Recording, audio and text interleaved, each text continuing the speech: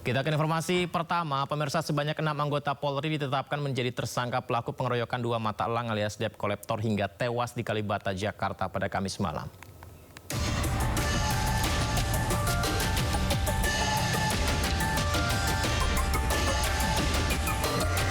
Anggota Satuan Yanma Mabes Polri ditetapkan sebagai tersangka pengeroyokan hingga menyebabkan tewasnya 2 mata elang atau debt collector di Kalibata, Jakarta Selatan.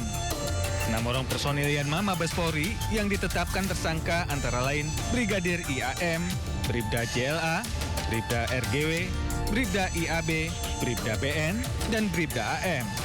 Para tersangka dijerat dengan pasal 170 ayat 3 KUHP tentang pengeroyokan yang mengakibatkan korban meninggal dunia. Para tersangka akan menjalani sidang etik profesi Polri pekan depan. Berdasarkan hasil penyelidikan di lapangan, penyidik melakukan analisis terhadap keterangan para saksi dan barang bukti, maka penyidik telah menetapkan 6 orang tersangka yang diduga terlibat dalam rangkaian tindak pidana tersebut. Didapati informasi terkait identitas para tersangka yaitu 1. JLA, 2. RGW, 3. IAB, 4. IAM, 5. BN, 6. AM. Perlu diketahui rekan-rekan dan kami informasikan, adapun ke-6 tersangka tersebut merupakan anggota dari Satuan Pelayanan Markas di Mabes Polri. Pasal yang dipersangkakan berdasarkan alat bukti permulaan yang telah dikumpulkan oleh penyidik. Para tersangka dikenakan pasal 170 ayat 3 KUHP, pengeroyokan yang mengakibatkan korban meninggal dunia. Sebelumnya pada Kamis malam, puluhan kios pedagang dan sejumlah motor dibakar massa tak dikenal di depan Taman Makam Pahlawan Kalibata, Jakarta Selatan. Aksi anarkis ini diduga kuat sebagai bentuk balas dendam rekan-rekan penagih utang yang marah usai 2 rekan mereka tewas dianiaya. Penganiayaan terhadap 2 orang penagih utang terjadi ketika 2 orang korban menghentikan seorang pengendara sepeda motor Kamis sore. Saat sepeda motor dihentikan, 6 orang polisi yang tengah melintas dengan sebuah mobil turun dan langsung mengeroyok kedua penagih utang. Setelah 2 orang terkapar, 6 personil Yanma Mabes Polri ini melarikan diri. 1 orang penagih utang tewas di lokasi kejadian, sementara 1 lainnya menghembuskan nafas terakhir di Rumah Sakit Budi Asih, Jakarta Timur. Dari Jakarta, tim liputan iNews melaporkan. Ya, aksi mata elang memang seringkali membuat masyarakat geram. Modus kelompok penagih utang selalu sama, mulai dari penghentian kendaraan di jalan raya, penarikan paksa hingga intimidasi. Kasar, main tangan ya. Bang, matel ini. Matel, Bang. Woi, mari, woi. Ntar lu kasar, gua kasar, nggak suka. Lagi-lagi mata elang alias penagih hutang berulah. Seorang warga di Sukma Jaya, Depok menjadi korban pengeroyokan dan penganiayaan yang diduga dilakukan oleh sekelompok mata elang. Akibatnya korban luka serius karena dibanting pelaku.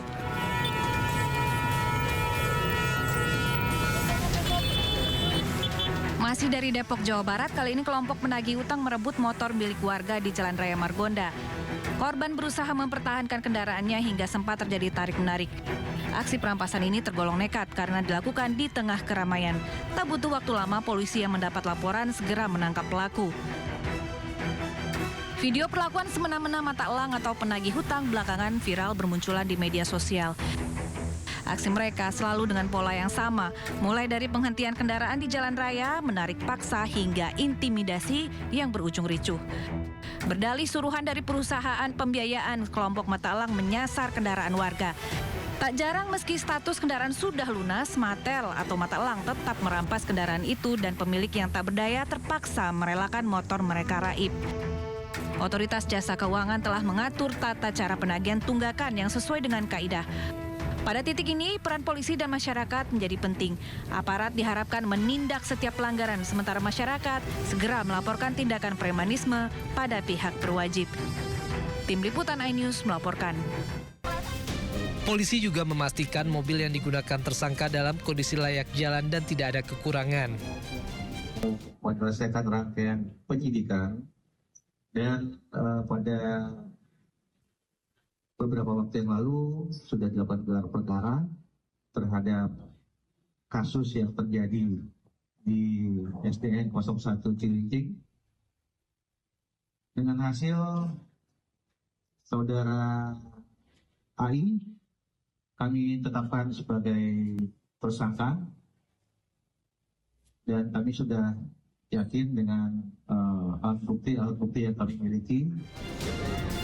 Sementara Kepala Badan Gizi Nasional Dadan Hindayana memastikan pihaknya bakal mengevaluasi pemilihan sopir usai insiden mobil SPPG menabrak siswa dan guru di SDN 01 Kalibaru Cilincing, Jakarta Utara. Dan ini kelihatannya jadi pelajaran bagi kita. Kita akan perketat lagi. Jadi kalau ada 2 armada, memang harus ada 3 sopir yang tetap ya, supaya gantian. Dan ini kelihatannya kita atur kemudian. Masih dalam proses investigasi dan kami serahkan kepada pihak berwajib lah, itu kepolisian.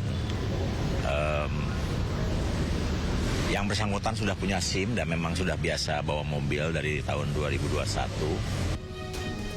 Sedangkan dapur SPPG penyalur makan bergizi gratis atau MBG untuk murid SDN Kalibaru 01 yang berada di Jalan Kalibaru Timur 8 Cilincing, Jakarta Utara tidak beroperasi sementara waktu. Dari Jakarta, Tim Liputan iNews melaporkan.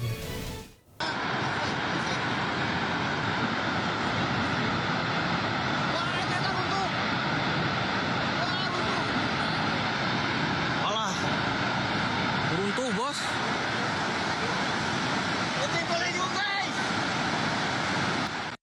Angin puting beliung menerjang wilayah Jakarta Utara Jumat sore. Hempasan angin kencang membuat sampah dan daun-daun yang berada di jalanan berterbangan membuat warga panik.